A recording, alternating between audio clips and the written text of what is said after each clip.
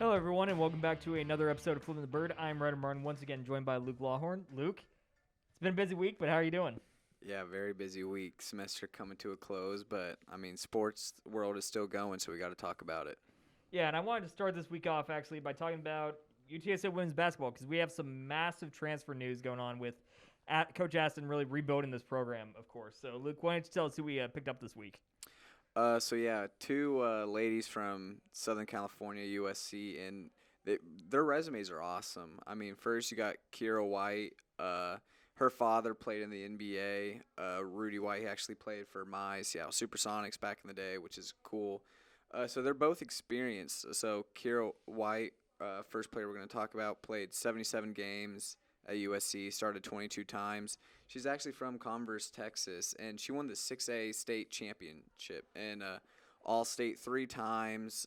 She hasn't had the best career college basketball so far, just 1.8 points per game, but just 22 starts. So I feel like her role, she couldn't do as much there. And then you go on, you have Jordan Jenkins from Kent, Washington, 6'2", which is going to be one of our taller players. She'll be just a junior.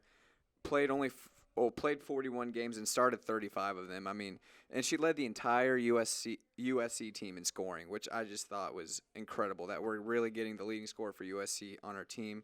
Both of them 5'10", 6'2". They're going to provide great size for us and great for our team moving forward. Yeah, absolutely. I think, starting with Kira and everything, going from the Pac-12 down to Conference USA and everything, that'll open up a lot more opportunities for her here. Her resume speaks for itself, like you're saying. I mean, 3-time All-State selection, 6A championship and all that. Like, she's going to be really good for us, I feel like. And again, she's guard. Like, we were pretty short on, guards heading into this upcoming season. So she'll fill a need that we desperately needed to fill, I think. And then with Jordan Jenkins, I mean, that's just huge. Like, she was the co-most improved player in the Pac-12 last season. Yeah. Led the team in scoring. Yeah, also averaged 6.7 rebounds a game. Yeah, that's awesome. She had 384 total points. In high school, she averaged 21.9 points a game, so she could definitely score. She won, actually, the Washington State Championship in 2017, so it's just incredible for the program. Yeah, I mean, credit to Aston, for really, in my opinion, these two transfers kind of accelerate the rebuild. Oh, absolutely. A bit, especially with Jenkins, because I think White only has 1 year of eligibility left, I think. Yeah. I have to check on that. But Jenkins, we have it for at least 2 years, maybe even 3, depending on if they still have COVID eligibility. I don't know exactly how they're handling that, going forward. But, still, that's super impressive and really accelerates our timeline. And, again, it shows that, and luckily they're both, at least White is a local product. Yep. Which means that Aston's doing something the trailer did to great effect, which was get local talent to come play for your team. Mm-hmm. So I'm very impressed with the work Aston's done so far, and this is just huge for the program. Very huge. Yeah, it's great and obviously great talents. However, I think that there are taller players, and our team was actually already small in size. A lot of 5'5" to 5'8" people, and actually the only thing UTSA did good against opponents this entire season in the stat column was just rebounds. We out-rebounded people by 353 total, and I feel like we just helped on that. The extra guard is great, but we need scoring, and I have hope, especially with Jenkins, obviously can help that because we got outscored 1,255 points to 1,157. So we just need help scoring. Hopefully these ladies can, and it's hopeful to be so. Absolutely. But the work's definitely not done. And at least it's something to be happy about for now. Definitely, and I'm really looking forward to this upcoming season of seeing, Alyssa Coleman, who was, in my opinion, our best player down the stretch, paired with Jenkins in that front court. I think that'll be a very dynamic duo for us going forward. And then if White takes that kind of step that we expect her to take against Conference USA opposition, we have a guard to kind of play off of them. Like, that's a pretty good trio right there. On top of a lot of the other people that we've been bringing in, just through high school recruiting, that have been very promising. So next season could shape up to actually be kind of interesting to follow. I think that's a good point, bringing up Alyssa Coleman, because she was just a freshman, right? And she was hooping. I think she was second in the team in scoring, but down the last 2 months, she was leading the team in scoring and definitely grew into her shoes. So now have a young player with her, and then now we have a White Jenkins. It's going to be awesome. Can't wait for next season. Absolutely. Now I want to move on to UTSA baseball, of course, because, again, played another 4 games since we last recorded. Series against Rice, we actually dominated. 2-1 series win, 9-2 win in game 1, fairly comfortable. 15-4 in game 2. Again, offense was rolling. Then we had a rare loss in a game where we scored more than 6 runs because we got beat 7-16 in game 3. Yep. They jumped out to a big early lead, and we just could never really close the gap from there. And then yesterday on Tuesday against Texas State, we had an absolute track meet out there. Texas State is ranked anywhere from 9th to 17th in most rankings that I was seeing. Yeah. And we lost 12-14 in that game. We were down 5-14 entering the 9th, and we had a 7-run rally and had the bases juiced with 2 outs, and we struck out Luke and Nick Crespo to end it. But, I mean, it was a hell of a game out there. So, Luke, I mean, just, more of the same from the baseball team? Yeah, again, I don't take too much into either of those losses, especially, honestly, the Texas State loss, because it was like that one game against Old Dominion where it's just bound to happen. So now we have 3 losses, only 3 losses when we score 6 or more, so still a pretty great record because now that we're like 21-3 or 20-3. So, yeah, I would say it was good this past week. Yeah, I'd agree. And, I mean, just going back to that Texas State game for a minute, I mean, it was crazy. I mean, there were 289 pitches thrown in that game, 18 pitchers used. Texas State used 10. I want to say they used like 4 guys in the last inning to try and get the save. I mean, it was a wild finish because, I mean, I will fully admit, like, I saw that we were down, like, I think it was 11-3 at that point. And it was the 5th inning, and I almost tuned it out. In a way, it's like, okay, we're probably going to lose that game. And I checked back later. I was like, holy crap, it's like a 2-run ball game in the 9th now. And, we just came up a little bit short. But, I mean, it kind of illustrates, too, like, the team just doesn't quit. Like, there have been a ton of times this season where we've been, like, down late, and we found some way to at least make a game out of it. Yeah, and usually we'll win those games. Yeah. But, I mean, 14-12, and we just had an awful 4th inning. Yeah, I think they scored 7. Yeah, it was Like brutal. I mean, we were hanging with them tough early, and then that 4th inning just completely broke it open. Yeah. I want to say it was like a 7 or 8 run inning. It was just it was just bound to kind of happen. rough, and we weren't using like our main starters. Like, it seems like Hallmark is kind of this season employed like a midweek starter sort of thing. I think it's been Ryan Ward for a lot of them. Yeah. So far, which means kind of a bullpen day. The bullpen, I would say, to put it generously, for the season has been a little up and down at times. We've been really good some weeks, and then other weeks it seems like, especially our middle relievers, just can't seem to kind of put it all together. This seemed like one of those bad bullpen kind of games. So, I mean, it's something you just kind of shuffle away in the back of your mind.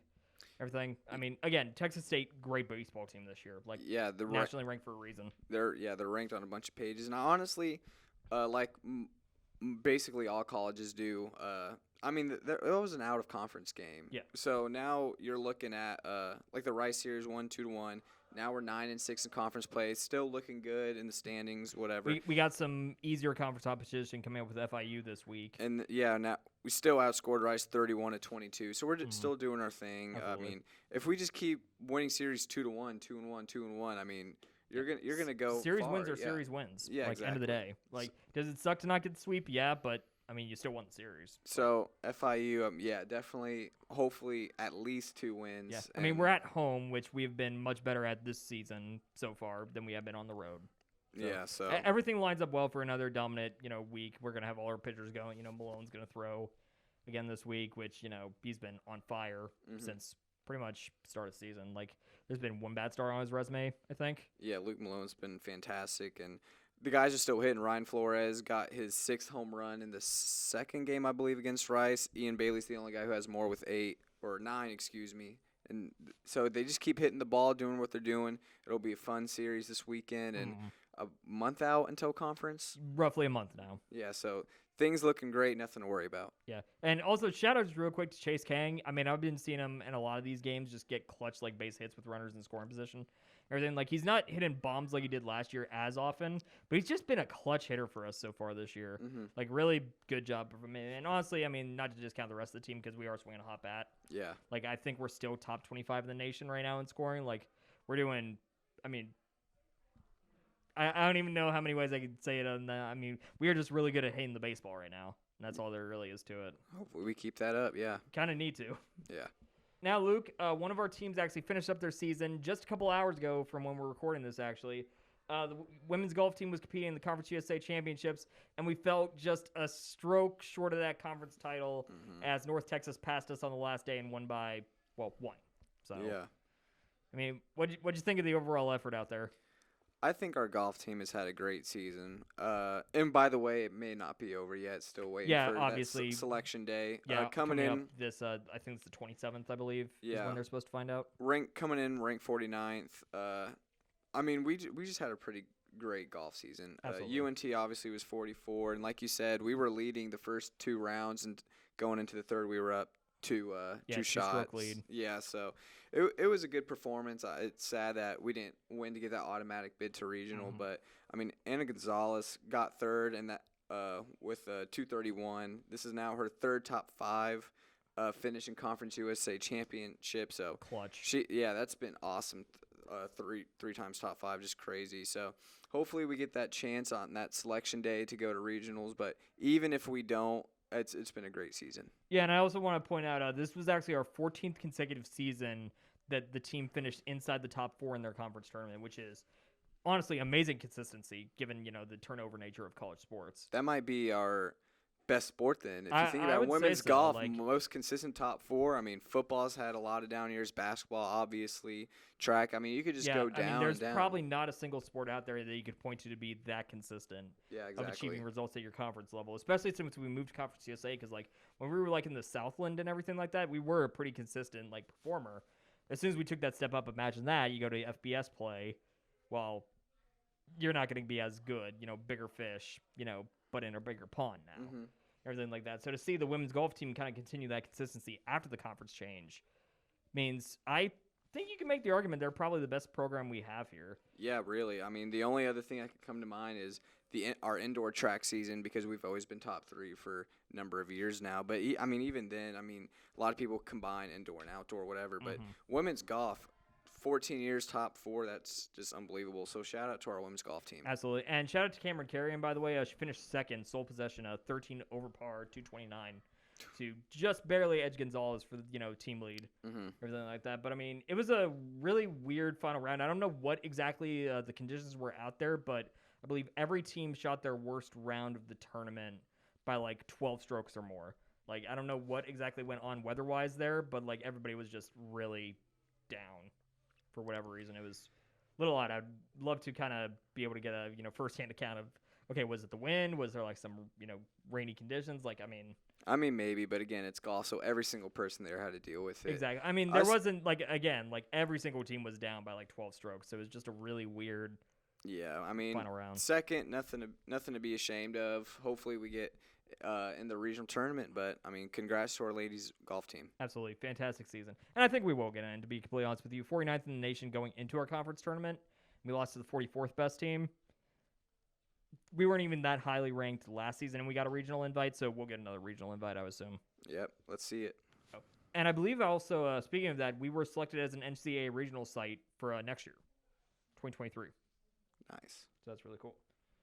Now, we got to talk some UTSA football because we are only a week out from the draft, which means off-season workouts are over for college teams, and we're heading into the summer break and everything before we get back into fall off-season workouts, into fall practices, into season opener. And we were covering the spring game to cap off the spring practices for UTSA. So, what were your impressions of the event out there, Luke? Selfishly, I think the game was weak, obviously. I got that from all UTSA fans, other UTSA media members. Everybody was like, oh, I wish they hit, whatever. But if you look past that, I think it was great for the program, honestly. Absolutely. Supposedly it was their biggest turnout ever with 2,700 people, which is great. I had a bunch of Easter activities for kids and a bunch of different vending machines out there, just help giving people out free merchandise and free food, whatever. So it was a great event. But just on the football side, I really don't think that people should get ahead of themselves, because every coach who's coaching all these teams, whether it's a top-tier program or just barely an FBS school, they're not showing a bunch of their plays. No, they're the scheme is very basic, and the coaches will admit that. It's just great repetition, little something for the fans, just a little taste. Yeah, just a little taste to get them. To kind of boost that season ticket purchases and everything, just. Yeah, we didn't even have our transfers out there yet. So, no.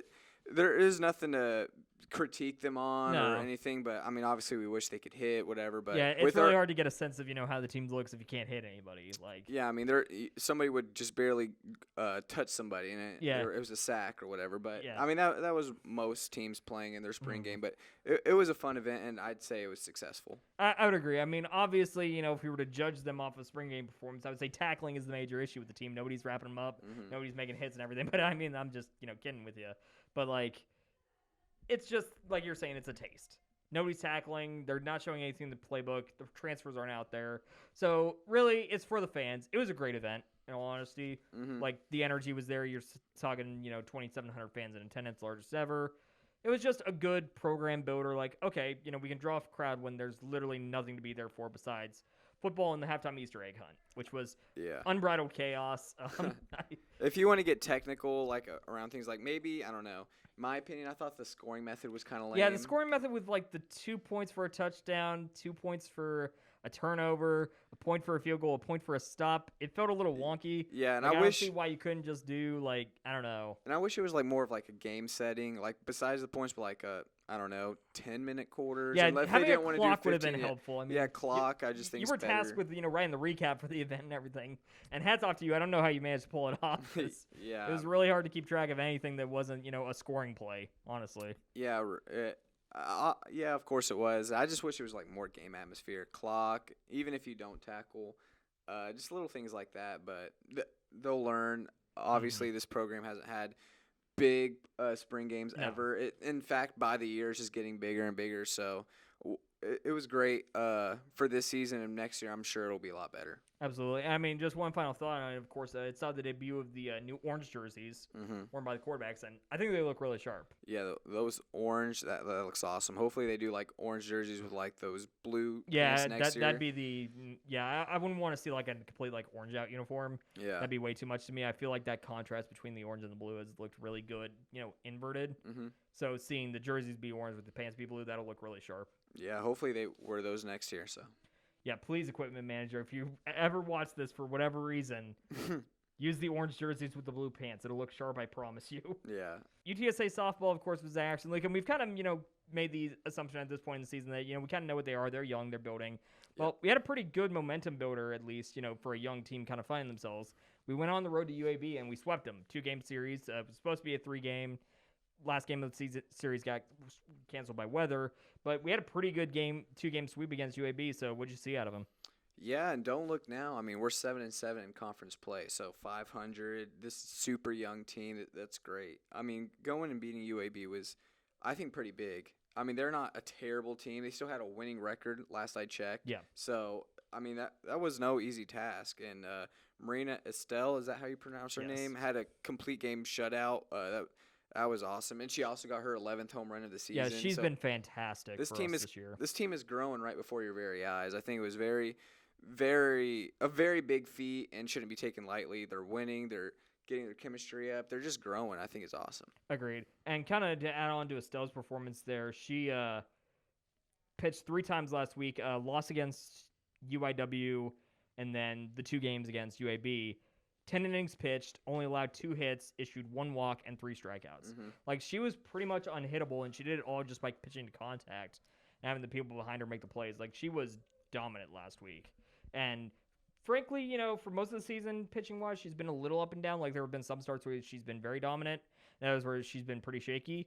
This was a really dominant week for her, and that was, like, very impressive to see, honestly, looking at it. Yeah, definitely. And UAB was second in their West Division, so defeating them, that's awesome for the program. And obviously, looking at their schedule, they went on to lose to Texas State a couple days later. I mean, Texas State just beat both of our teams. It stinks, but yeah, 8-0. But it's against a non-conference team, so I just think those games really don't matter as much. Yeah, obviously, it hurts the overall record. They're 14-24, but I feel like 7-7 is all that matters. Yeah, end of the day, when you get to this point in the season, you start focusing much more on the conference record because that determines tournament seeding, and that honestly measures you better against your peers. Yeah, obviously if they were a top team, like trying to play for the championship or anything like that, every game matters. Yeah, if you have aspirations for, NCAA, tournament and everything like that, then every game matters. But we're playing for a conference title with this super young team, and that game against Texas State only having 2 hits. So it was just a bad game. But as long as we're up and doing great against these conference opponents or just being competitive, I just think that speaks volume. I would agree. Now, kind of bouncing back towards UTSA football, the draft is this week. Mm-hmm.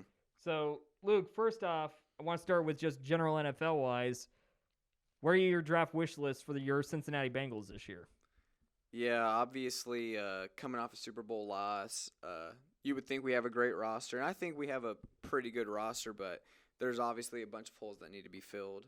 I think we did tackle offensive line pretty well this offseason, and obviously I think in the later rounds when we get to like third, fourth, fifth, whatever, we'll get more offensive linemen, but I'm really hoping in the first 2 rounds that we get some DBs. I think cornerback and defensive line are our biggest things we need to get. Obviously, we have Jesse Bates and Eli Apple, but they really don't seem to be going long-term on Eli Apple and Jesse Bates, obviously, on the franchise tag. So I think we need some young people, some young DBs that can help us out. So on my wish list, picking 31, hopefully we get Andrew Booth. He was a cornerback at Clemson, very good player. Hopefully he's available.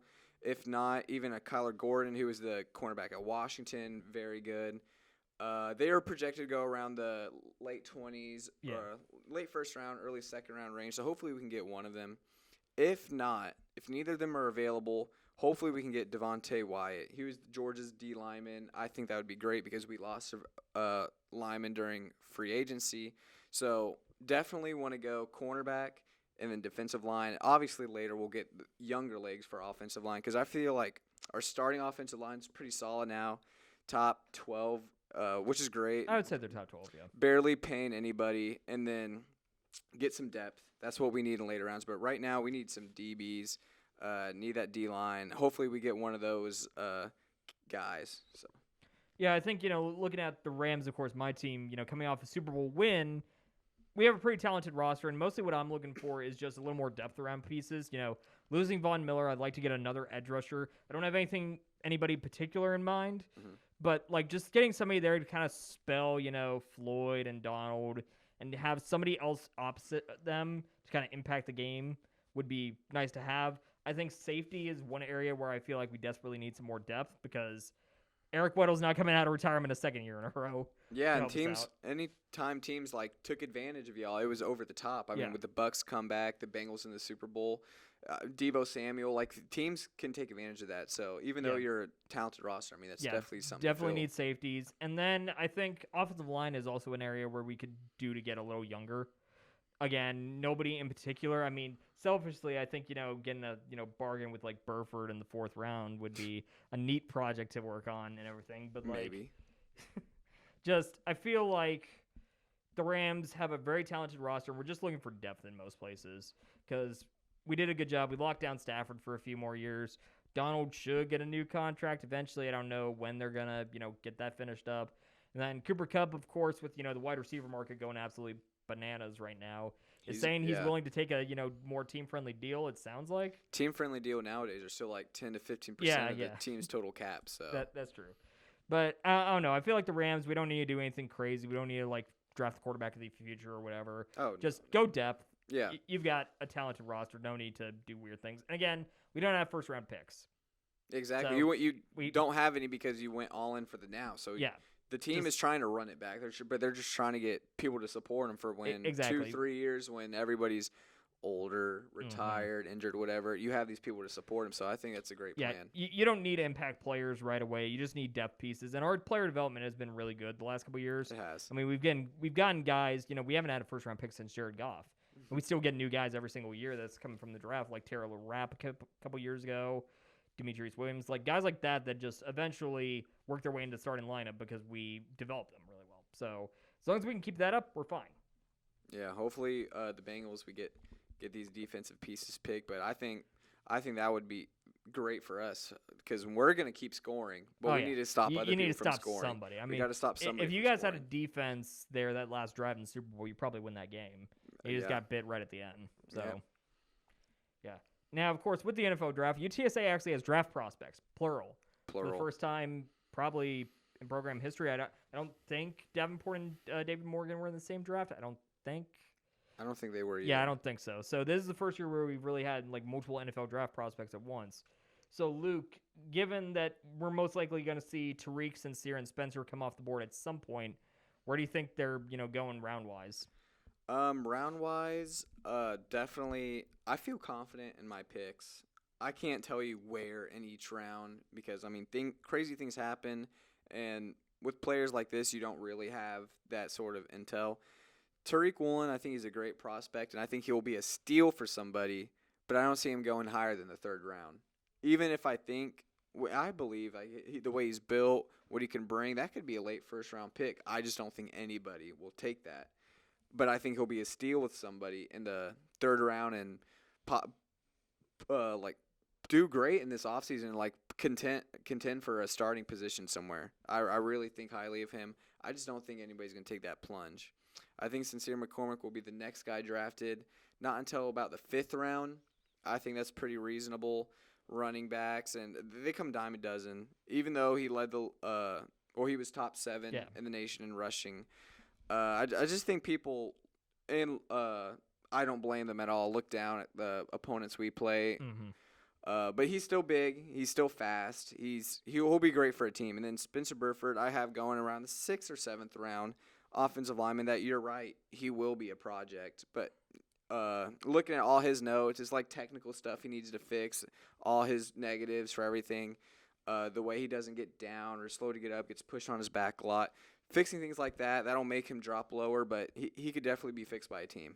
Yeah, I look at it. I actually think I have him all slightly higher in most cases except for one. So I've actually got Woolen going early in the second round purely because the hype. Yeah, I think it's the hype. And I think it really is those raw, you can't coach 6'4", 4.2 speed. You can't coach that. Some team early in the second round that's rebuilding is going to look at that and go, if we can develop this, we have a corner for 10 years. And I think he should. Yeah. I just don't think he will. No, that's fair. I've seen way too many guys over the years that are those raw physical projects get drafted earlier than I would based off of game performance. Mm-hmm. And I think Woolen is another one of those guys that some NFL team's going to fall in love with those traits. He's going to go high, and like you, I think it's a steal. Even if he goes early second, I think that with a little more time to kind of learn that position even more and get in with an NFL coaching staff that can really take him to the next level, I think you're looking at a steal that could have been a top 5 talent if he had been playing corner since he was 5. Mm-hmm. And then I actually am much higher on Burford. I got Burford going in the 4th round. I know that he's got a lot of things to fix, but he was very good in game action. And I think that you look at a team middle rounds that are looking for somebody that could be more dependable, that isn't going to let up many pressures like Burford did a good job of not doing at UTSA. I think that some team early round, mid rounds, 4th or 5th, I'm saying 4th, is going to pick him. I've seen some projections saying the Giants around that spot. I could see that happening. I mean, the Giants' offensive line has been, miserable train wreck for like a decade, it feels like at this point. Since our last Super Bowl. Exactly. So I think Burford will go around round 4. And then I've got McCormick going round 6. And the main reason why I have that is just the combine performances and the pro day performances. The numbers weren't like jump off the page slap you good. Yeah. They were just kind of mediocre, especially when you compare him with a lot of the guys that he's with in this draft class. That being said, however, I profile him as a round 6 running back in the good way, in that, okay, they're going to let him fall, but some team is going to take him in the 6th round, and he will see game action at some point during his first season. Because we've seen so many guys like that come through the draft over the last decade. That was Aaron Jones. Yeah, like Aaron Jones and stuff like that. Like guys in the 6th round that don't get talked about at all during draft day and, are getting drafted during, there's Jokic, but, Taco Bell commercials and stuff like that become impact players in year 1. That's just the running back prototype nowadays, it feels like. And I think that McCormick could be that guy because his game film is great. If you see Sincere McCormick play football, I know that the competition wasn't as good as, say, the SEC. He can play running back. End of the day, I don't care what the combine numbers say. He knows how to play the position. So I look at McCormick as a 6th-round selection, but a good 6th-round selection. It's not like he's going to be fighting for his life out there to stay on the roster. He'll have a role, in my opinion. Yeah, that's why I say he's about the 5th round. But Spencer Burford, I think everything wrong with him is technical stuff. And this is a very heavy offensive line draft. It's competitive as heck. And these guys are bigger than him. They have more experience than him. They're quicker than him. They're not as heavy. They don't get bullied. I think like 6th or 7th is pretty good because, I mean, you need an extra lineman. You need these extra guys. But I just can't see him going higher than maybe mid-5th rounder. Like, just maybe. That's just the highest I see him go. Yeah. And then I think you're looking, some of the guys that, aren't locks. Like, you look at Clarence Hicks, Charles Wiley. They had some interest after Pro Day and everything like that because they put in some really good workouts. You could maybe make an argument that maybe somebody takes a flyer on them towards the, 7th, really back-end half. Mm-hmm. I see them more as undrafted free agents just because I feel like that's where they're going to end up. But I still think that they have a shot after the draft and everything of, catching on with the team and staying on. I just don't see them right now as being drafted just looking at all the trends and everything. And then Duplessis, I think, will catch on somewhere, but kickers really don't get drafted anymore as much, and the ones that do have a really high failure rate, actually. It's kind of odd. So, I don't know. I think that those 3 guys are really the ones that will be drafted, and then the next 3 guys are kind of like undrafted free agents, might catch on somewhere. And then everybody else like Dantzler, Benning, etc., you just never know. Yeah. Watson and everything. Like, they're good football players, and we'll just have to see. I mean, they will put in the work. Definitely. It's just, will somebody give them a chance? Definitely. Hope the best for them. Exactly. I hope they Great prove guys. me wrong next Great week, guys. but that's where I have them going. I would agree. So, kind of pivoting away from UTSA's athletic success, I want to talk about our academic success. Because this past week we released our numbers for the Conference USA academic list, and we placed a record 277 student athletes on the Commissioner's Honor Roll, including yourself. And then we also placed a record 66 student athletes on our academic medal list. So, Luke, I mean, what does that say about the program that not only were we succeeding on the field, but we're also succeeding in the classroom? Obviously, I think that's huge. No recruits will be like, oh, they have a really great academic program. I'm going there for the top recruits, obviously, because they're just going to play. But I think that speaks volumes of the type of people that we do recruit here. I mean, it speaks volumes to football, baseball, track, basketball. These people are taking it serious on their court, between the lines, on the field, but then in the classroom, they're getting the work done. I think that's awesome, getting this record, 277 student athletes. I think that's absolutely huge and something that shouldn't be taken lightly. Definitely. I mean, I always think it's just good for, the program's visibility in terms of, like, yeah, you can come here and you can succeed on the field and also in the classroom. I think that's really huge for, maybe not the top prospects like you're saying. Yeah. But, some of, like, the other players that, are looking at things like, okay, am I going to be a professional in my sport after college? Maybe Most likely not. But, hey, I'm getting a great education, and I can do and balance both. Yeah. Like, I think that's super important out there and everything, and it just helps us as a university. So, I mean, again, shout out to every single one of them, including yourself, of course. I mean, that's really big. Yeah, thank you. And, I mean, yeah, just congrats to everyone. Yeah, congrats to everybody. It's hard work. Make sure we're finishing the year strong. I think that's awesome. Agreed. Now, kind of turning over to the professional side of things, Luke, massive news out of the NFL this morning. Deebo Samuel, of course, the wide receiver, as he wants to be known, it seems like, according to reports, but the wide receiver running back hybrid for the San Francisco 49ers requested a trade today. Yeah. Of course, on the backdrop of this booming wide receiver market where everybody's looking to get paid, doesn't seem like things are working out in San Francisco. So, Luke, I mean, where do you think that Samuel's going to end up? Is he going to stay in San Francisco? Because they don't have to trade him. But, I mean, what do you think? Do you think he's staying? Where do you think he's going if he is going anywhere? I like what you said about the multiple reports talking, because apparently from him he doesn't want to be that running back wide receiver hybrid. He wants to be a wide receiver. So I think that's big. And obviously, I think San Francisco, I mean, he's a great player, so they're going to be like, oh, we can use you more in this. But I think, according to reports, the trust is just not there. Yeah, he wants his money. Out he the wants, door he wants his security. So I feel like that also ties into I think he is gone, because we have seen Devontae Adams, that trust was gone, or he just, I want my money, and he was gone. That's happened multiple times. Happened to Tariq Hill. He wanted more money. He was gone. Stephon Diggs, 2 years early before he even had to resign, the Bills were like, no, we'll pay you. Because they show you now. So I feel like it's already gone. I don't think there's necessarily love lost, but, I mean, he's seeing all his contemporaries going to get paid. I mean, he wants to go get paid too. That being said, the 49ers are still, I think, in win-now mode, obviously, especially with how wide open the NFC is. I agree. So I think other teams that are going to get him are in that same mode. I think the top two teams I think that should get him and they'll definitely try the Kansas City Chiefs and Indianapolis Colts. They make sense. They both have things to give up, and they're in win-now mode with their rosters. I would agree. The easiest path will be the New York Jets. I mean, they have the 4th and the 10th first-round pick. They have a bunch of pieces they can give that'll be more appealing to the 49ers. And, of course, with all three of these teams, they're all in the AFC, so get them out of the conference, whatever, which is obviously the smartest thing to do. But I think the Chiefs really make a big shot at him, especially with the pieces they got from the Tariq Hill trade. Absolutely. I think, this has kind of accelerated really quickly.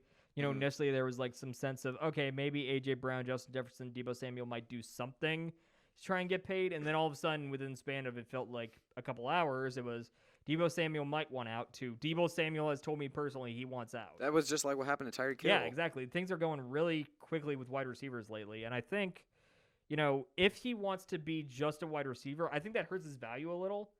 Because to me, he really did come into his own as that hybrid. Mm-hmm. I mean, especially fantasy-wise, if I'm being selfish here. I mean, of course, he was going to be my first-round pick next year in that role. But definitely, his stock was super high from doing that. But again, when he keeps doing what he's doing, he's not going to play. No, his longevity is, yeah. And if he's not going to get paid, I don't know, $80 million a year, he's going to want to go and play the long-term game, which obviously I think is smart. And I'm actually surprised, and I think it's cool of him to not want the big money right now for only 3 years of hype, but he wants to play it for 8 to 10 years. I agree. It's maybe a smart smaller role, and I guess more money long term. So I think that's great. I think he could be a great piece for somebody, but I definitely think he's gone. I'd agree. And I think looking at the possible destinations, I think that he wants to get paid. Obviously, of course. He probably won't get paid, like the Tyreek Hill money, but he'll have a contract kind of comparable to that, I would assume. So I was looking at it also not just from fit, but also cap space wise. And I landed on the Colts as a team that still has, I believe they have like the 3rd or 4th most cap space left of all teams right now. Yep. So I think that the Colts make a lot of sense. They make a lot of sense. Yeah, because T.Y. Hilton is no longer, the guy there. He's older, injury prone. He's not the guy anymore. Michael Pittman really played well last year with Carson Wentz, so he could be a valuable, number 2 in my opinion to a potential Deebo Samuel. I think the Colts make the most sense in terms of fit and money. Right. I think if the Chiefs could find some way to, magically create more salary cap. I think he would go there. Yeah, I think he would go there too. And I think the Chiefs would welcome him there because that is a weapon that they lost with Hill that obviously like Deebo does not have the same speed, but Deebo does have that kind of game breaker style of play where he could hit a home run on you. Absolutely. So I think that makes a lot of sense, both of the picks you brought up. I think just because of the salary cap space, I would think that the Colts are the more likely option, but I could definitely see him go to Kansas City if he has the opportunity to. And this offseason has been nothing short of just crazy outcomes. So, I mean, we haven't seen or predicted any of these players going where they did for how much, when they did. So I wouldn't be shocked if Kansas City Chiefs were on the table. But, yeah, we're all on the same page. Kansas City Chiefs and Colts make the most sense, but Colts is probably more realistic. Yeah. And, I mean, if you want something really, like, crazy, I know that they don't have the assets, but the Dolphins do have the cap space for them. Yeah. So if you want to see Jalen Waddle, Tyreek Hill, and Deebo Samuel on the same team, it could maybe happen. It would never happen, but, that poor AFC Pro Bowl lineup of just all these wide receivers, that would be crazy. It's crazy out there. Yeah. I mean, the Pro Bowl would be hell to get into. I mean, like, can you imagine, you're Tyreek Hill and you don't even have a really good shot just because all the other guys in your conference at that point? That'd be unbelievable. Like, it'd be unreal. Yeah. So, crazy. I mean, obviously things are moving fast, so by the time this episode comes out, he might already be somewhere. So yeah, exactly. We'll have to see. Now, kind of shifting over to the NBA, of course. NBA playoffs are kind of, in full swing at this point. We were just watching Celtics and Nets play Game 2 before we started recording this thing. Last night, actually, we did have some seismic injury news, of course, because Devin Booker was on a tear against New Orleans last night. And then he got hurt, pulled a hamstring in the third. So, Luke, I know that you were down on the Suns, already not being able to make the finals. So, I mean, do you think that the Suns can even get out of the first round? I'm going to double down on them not going to the finals, obviously. Very confident about that. Have been for, I don't know why, but have been for about over a month. I think they still win this series, and honestly, I think they do in 5. I think that was the one game the Pelicans You think the Pelicans that's the one game they get? Because Brandon Ingram had a hell of a game last night, too. He did. He had an unbelievable game. And Devin Booker, I'm sure you've seen, it's unlikely he'll play in 3 or 4. Yeah, they're going to miss him. Yeah. I just think CP3 steps up. And frankly, I just think the Suns are deeper and better. I just think they're going to take care of business. So I think they're far from trouble. I think they'll take care of the Pelicans tomorrow night. yeah, I think the Pelicans are just happy to be there. Obviously, they're playing hard. It's the playoffs. Everybody plays hard. CJ McCollum's playing really well, too. Yeah, and if they don't have Devin Booker next round, then I think they lose in like 5. Yeah, round 2 gets dicey without Devin Booker. I think that the Yeah. Suns do get out of the first round, but I don't think it's as clean as they would like. I think it goes to 6. Really? In my opinion. Now, also part of it also depends on if Chris Paul has to play another Scott Foster refereed game. He's like 0-14, He's right? 0-14 now against the opposition when the referee is Scott Foster. Yeah.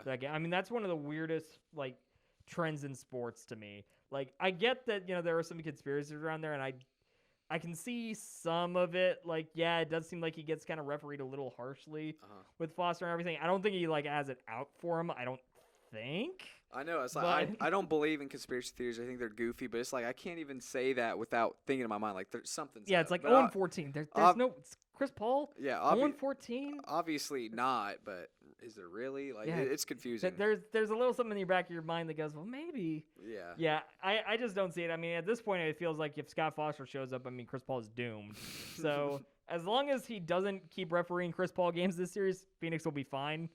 Second round, I agree with you, though. I believe they would be playing the 4-5 matchup.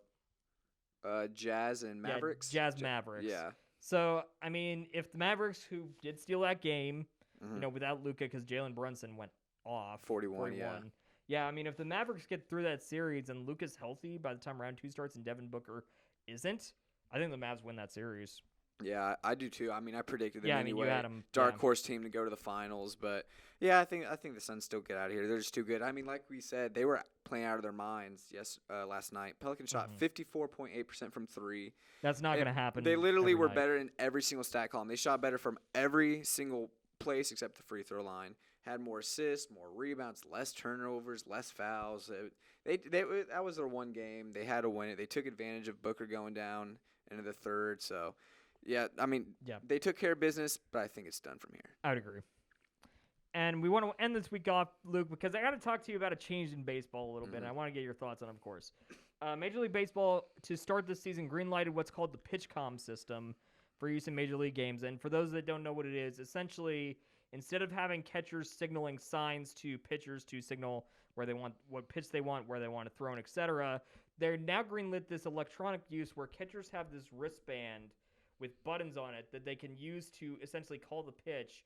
And then there's a receiver in the pitcher's hat that will tell them essentially fastball, outside, etc. So, I mean, what do you think about that system overall, Luke? Because I've got some thoughts as a baseball, nut. Yeah, I got you. And I'm really on the fence about both, like, truly. I mean, if I start with I don't like it, it's just because it's the traditionalist in me. I'm like, baseball's been around for over a century, and that's just not baseball. Like, it's the hand signals, the gestures, like that's baseball to me. And I feel like honestly feel like it's like cheating in a way that the catcher and pitcher can make plays and signals to each other without conversation without nobody else. Yeah. Yeah, I just feel like it's just not baseball. But on the other hand, I mean, the sports evolve, and I mean, maybe it could be great. Maybe because obviously it's no secret in the last half decade there's been a lot of cheating scandals and whatnot. And would the pitcher and catcher, because the batter probably doesn't know already what the play is or what the pitch will be. So will it really make a difference?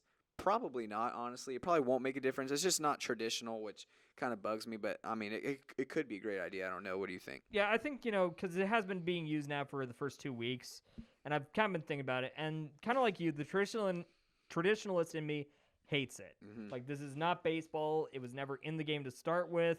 Signs are just such a, inseparable part of the game to me. I'm like, I managed baseball for a couple years there coming out of high school, and my favorite part was always kind of drawing up signs for my players. Mm-hmm. And like, this is how we're going to communicate so that they can't break us and figure out what we have. At the same time, on the other hand, I love being able to decipher people's signs and kind of figure out what they're talking about. And losing that part of the game to me really irks me. And at the same time, though, looking at it, there has been a lot of cheating regarding sign stealing. And there has been a lot of debate about, okay, well, where's the line? Exactly. And this would break that line. It would make it inseparable. Would remove any need to establish a line there, because all of a sudden you can't use cameras to intercept signals. But at the same time, you can't have players deciphering signals on their own and just relay them. Because, I mean, I saw some research and statistics that, like, the slowest part of the baseball game is when a runner gets on second base. Huh. Because then he's able to kind of look around the pitcher, see what the catcher's signaling and everything, and then is trying to tell his batter, hey, it's going to be a fastball inside, go there, and that just slows it down because now the catcher has to change his signs up for the pitcher and everything, so it gets, pretty slow there. So I can see if baseball wants to speed up the game, which personally I'm not a fan of. I mean, I get that it doesn't play It's well just not baseball. Yeah, it's just not baseball, so that's where it really gets to me. At the same time, however, I do think it's kind of cool in that it does remove that cheating aspect to it. I have seen some people complain that the one thing they didn't account for, because they did a lot of beta testing in the minor leagues and in spring training, what they didn't really account for was how loud the stadiums were actually going to be during the regular season. And certain pitchers have reported that they can't actually hear the call from the receiver in their hat because the crowd is so loud. And maybe that's a good advantage. Yeah, it could be being something. A home field team. Yeah, kind of like the quarterback, football. Yeah, can't they could get be signals silent from for the their sideline. plays, but loud for the other teams. I think that would be awesome. It could be something. So I'm kind of like you. I'm on the fence. Initially, when they first started using it 2 weeks ago, I absolutely hated it unconditionally. I was like, this isn't baseball. Now, after 2 weeks, I'm like, okay, I can see some merits to it, but the traditionalist in me is just holding it back just a little. Yeah, I got you. So with that, it is time for us to end. Thank you all so much for joining us for this week. And Luke, we will be back next week for our last episode of the semester. Yep, can't wait. Have a good one.